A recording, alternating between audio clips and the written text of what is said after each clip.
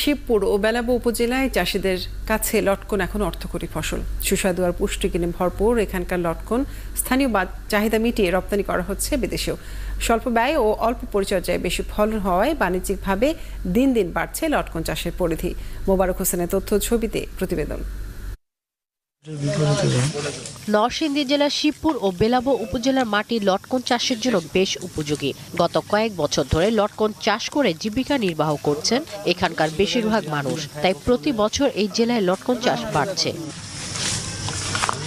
সিলেট, ব্রাহ্মণবাড়িয়া, মানিকগঞ্জ, কুমিল্লা সহ দেশের বিভিন্ন এলাকা থেকে এখানে লটকন কিনতে আসেন ব্যবসায়ীরা। আমি লটকনের সিজনে শুধু লটকনের ব্যবসায়ী করি। মনিবানু এবং লাইক টাইক সবকিছু দিয়া এই 10-12 লাখ টাকা বিক্রি করবো ইনশাল্লাহ। 30 মণ বেচছি 110 টাকা করে, আরেক লোকের কাছে বেচছি মনে করে 20 মণ। খরচ আমাদের খুব কম, বিঘাতে মনে করেন না 2-3 হাজার টাকা খরচ হয় আর কি।